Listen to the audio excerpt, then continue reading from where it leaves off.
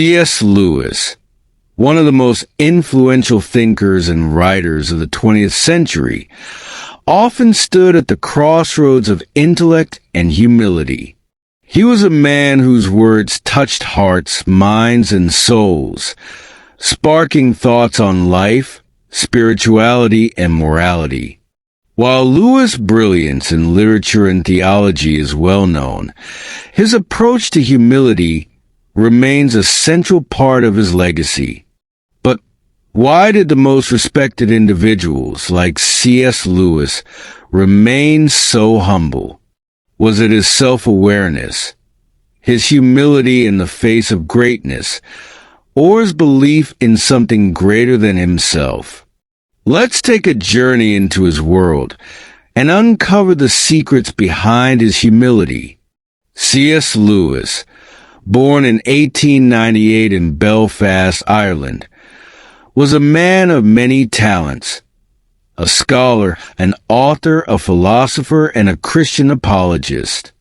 He was known for works like the Chronicles of Narnia, Mere Christianity, the Screwtape Letters, and the Abolition of Man, to name just a few.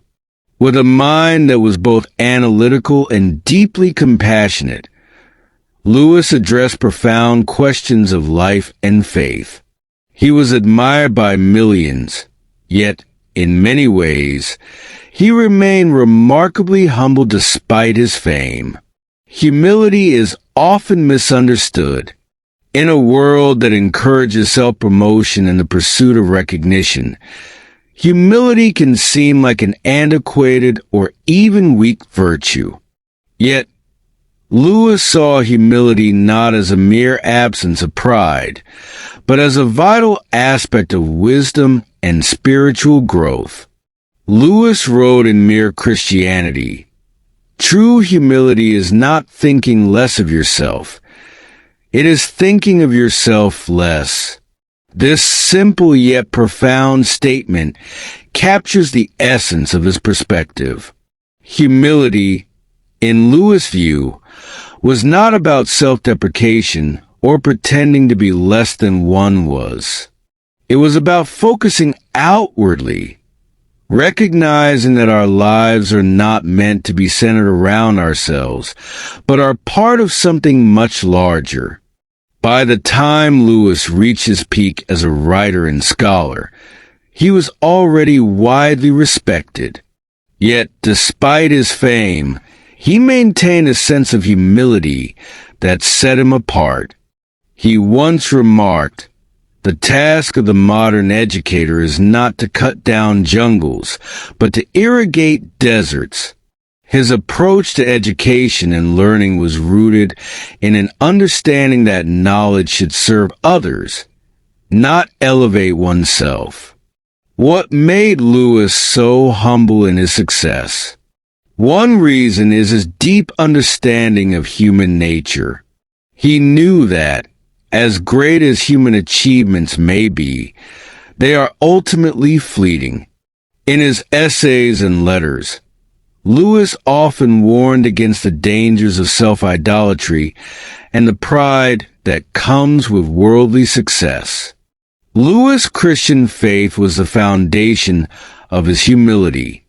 After converting to Christianity in the 1930s, Lewis' understanding of humility shifted from a secular concept to a deeply spiritual one. The Christian doctrine, with its emphasis on the self-sacrifice of Jesus Christ, emphasized humility as the key to spiritual growth. One of the most powerful expressions of Lewis' humility was his recognition that all human achievements, no matter how great, were ultimately insignificant in comparison to God. He wrote in The Problem of Pain, "God whispers to us in our pleasures, speaks in our consciences, but shouts in our pains. It is his megaphone to rouse a deaf world." In many ways, Lewis' humility came from his awareness of his own limitations and the infinite greatness of the divine. He understood that no matter how brilliant he was just a tiny part of a vast, mysterious universe that was created by a force far greater than himself. Another key area where Lewis demonstrated humility was in his relationships. Despite being a public figure, he was known for his kindness and respect toward others, especially those who were less famous than he. His friendships with people like J.R.R. Tolkien and Charles Williams showed his ability to both learn from and elevate those around him. Lewis did not consider himself above others, even when he was surrounded by great intellectuals. He often spoke of the importance of learning from others, regardless of their status or position in life. His letters to friends and colleagues were filled with encouragement, advice, and empathy. He understood that true respect was not about status or achievements, but about recognizing the value in others and honoring their contributions. His humility in relationships allowed him to forge lasting, meaningful connections with people from all walks of life. For Lewis, the pursuit of pride was not just a moral failing. It was a spiritual danger. In many of his works, especially the Screwtape Letters, he explored the corrupting influence of pride.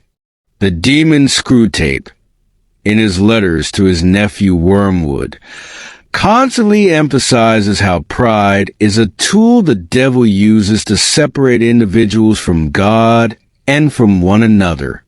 Lewis saw pride as the root of all sin, the force that makes people view themselves as separate and superior to others.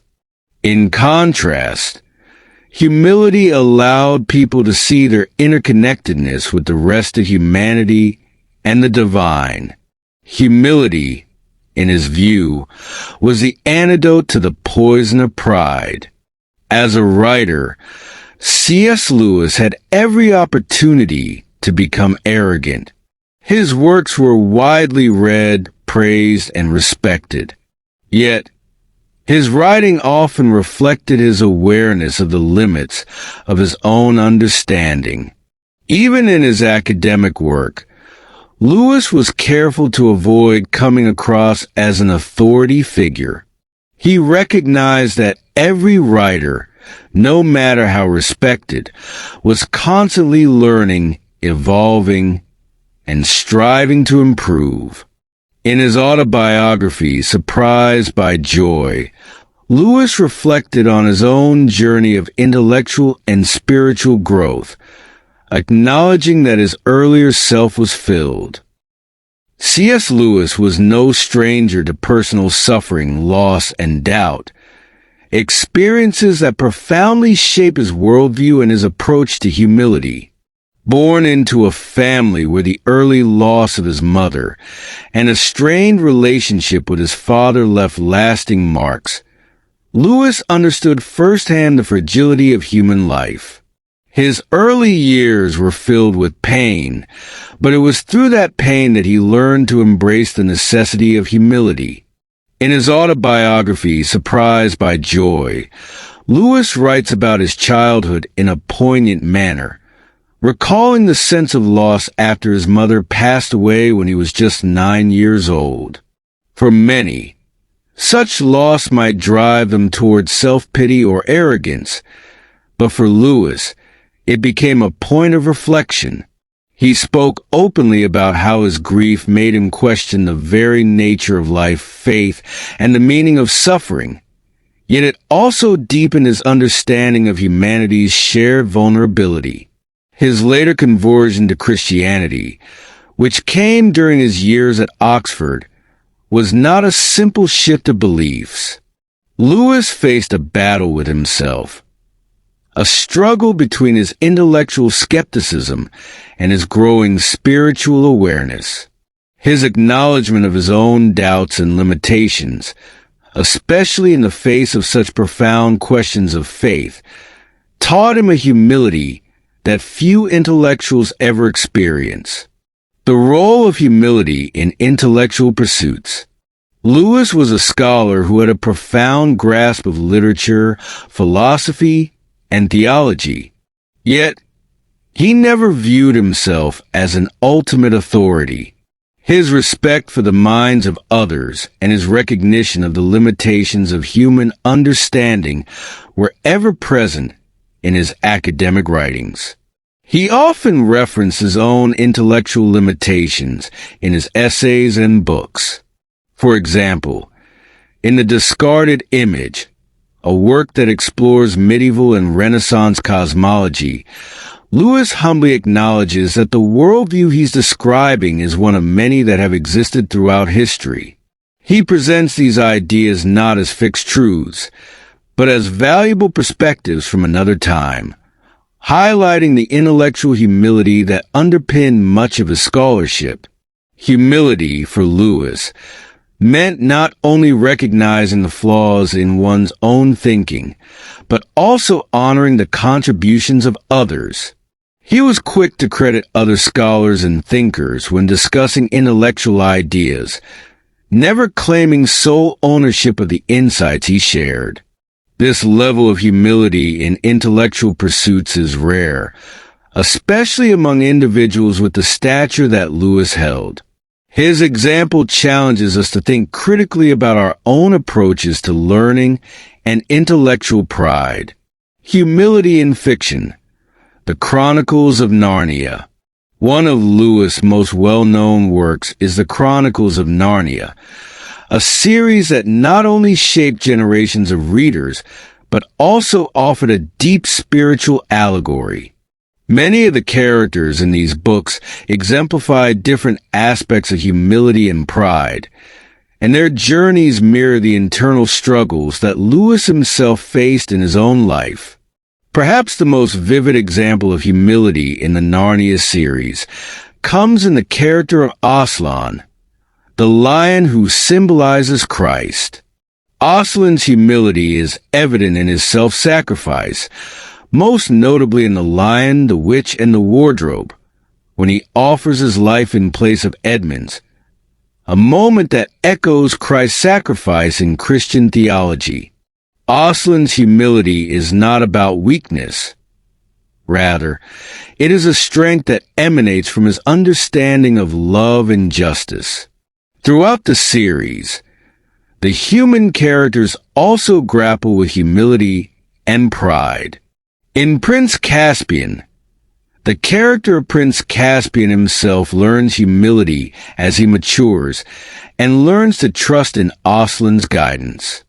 The children in the series, especially Lucy, are also portrayed as models of humility. Lucy, as the youngest, often acts with a pure-hearted humility that contrasts sharply with the skepticism and arrogance of some of the older characters. These stories, written for children, are rich in philosophical insights that demonstrate Lewis' belief that humility is not just for the intellectual elite or religious leaders, but for everyone, regardless of age or status. His use of fantasy as a vehicle for exploring these themes makes his philosophy accessible and timeless, inviting readers to learn about humility in a way that transcends mere theory. Humility in friendship. Lewis' relationship with J.R.R. Tolkien. C.S. Lewis had a deep, abiding friendship with fellow writer J.R.R. Tolkien, author of The Lord of the Rings. Their relationship was founded on mutual respect, shared intellectual pursuits, and spiritual discussions. Yet, it was also a relationship that displayed humility in action. Both men were scholars at Oxford, and while they were intellectually compatible, they came from different backgrounds and held somewhat different religious views. Lewis, a former atheist turned Christian, and Tolkien, a devout Catholic, had spirited debates about faith, literature, and philosophy. However, Their friendship was built not on a desire to prove who was right, but on a mutual recognition of each other's intellect and humanity. Tolkien, in particular, was known for his own humility, and Lewis admired this. Tolkien was not interested in fame or recognition. He wrote for the joy of writing and believed in the deeper power of myth and storytelling. Despite the fact that Tolkien's The Lord of the Rings has become one of the most widely read works of fiction, Tolkien never sought the public attention that came with it. This humility resonated deeply with Lewis, and it is often said that Tolkien helped Lewis in his journey to Christianity. In return, Lewis helped Tolkien to finish The Lord of the Rings by offering both encouragement and critical feedback. Their relationship was a model of humility. Two brilliant minds, not competing with each other, but supporting one another in the pursuit of truth and creative expression. The humility of suffering. Lewis battled with pain and loss. In addition to intellectual humility, C.S. Lewis experienced another, perhaps deeper form of humility through the pain and loss in his life. The death of his beloved wife, Joy David Mann, in 1960, left an indelible mark on Lewis, both personally and spiritually. Joy had entered Lewis' life in an unexpected way. She was a Jewish-American writer who converted to Christianity and moved to England. After a long correspondence and eventual marriage, she was diagnosed with cancer. Lewis' experience of caring for her during her illness was a deeply humbling experience. He often spoke of the pain of watching someone you love suffer and of how it challenges faith and understanding of God. In his book, A Grief Observed, Lewis writes with unflinching honesty about his feelings of despair, anger, and confusion in the wake of Joy's death. He describes how suffering forced him to confront his own limitations, not just as a human being, but as a Christian. In the midst of his grief, Lewis did not claim to have all the answers. Instead, he humbly acknowledged that pain could not be easily explained, and that suffering was a mystery that each person had to navigate in their own way. Through this experience, Lewis learned humility in a profound sense, that there are things beyond our control, and in these moments, we must learn to lean on something greater than ourselves. The intersection of humility and faith. Lewis' Christian apologetic. C.S. Lewis' humility was intricately tied to his Christian faith. His works of Christian apologetic, particularly Mere Christianity, The Problem of Pain, and the Screwtape Letters, demonstrate his belief that humility is essential to understanding God's will and our place in the world. For Lewis, humility was not about simply renouncing oneself, but about recognizing one's rightful place in the grand narrative of creation. Humility was the key to understanding that we are not the center of the universe, but part of something much larger. It was a way of embracing God's will with open hands, even when we could not understand it. In Mere Christianity, Lewis writes about the importance of humility in the Christian life. If anyone would like to acquire humility, I think, tell him the first step. The first step is to realize that one is proud. And a biggie step two, at least nothing whatever can be done before it. If you think you are not conceited, it means you are very conceited indeed. This quote exemplifies the idea that humility begins with self-awareness, the recognition that, by nature, we are all prone to pride, and that in order to grow spiritually, we must confront this pride head-on. This awareness is the first step toward a deeper, more meaningful relationship with God and with others. Conclusion: why the most respected people stay humble. C.S. Lewis' life and works offer profound insight into why the most respected people remain humble. It is not their lack of confidence or achievement, but rather their awareness that they are part of something larger than themselves. They recognize their limitations, their frailties, and their dependence on something beyond their own abilities. Humility for Lewis is not the absence of self-worth. It is the ability to see oneself accurately, to recognize the worth of others, and to remain grounded in the face of success. Through his writings and his life, Lewis teaches us that true greatness lies not in self-promotion or ego, but in humility, love, and service to others. As we reflect on Lewis' life and teachings, we are reminded that true greatness does not lie in pride or self-importance, but in the ability to serve others with kindness, empathy, and respect. His humility was not the absence of self-worth, but the recognition of a greater purpose. It was the ability to look beyond oneself and see the broader picture of life, faith, and humanity. In a world that often celebrates ego and self-promotion, C.S. Lewis' life serves as a timeless reminder that the most respected individuals remain humble, grounded in the knowledge that they are part of something much larger than themselves. Humility is not about denying one's worth, but recognizing the worth of others. It's about understanding that no matter how much we achieve, there's always more to learn, more to experience, and more to give. C.S. Lewis knew this, and through his life and words, he continues to teach us the importance of staying humble in the face of success.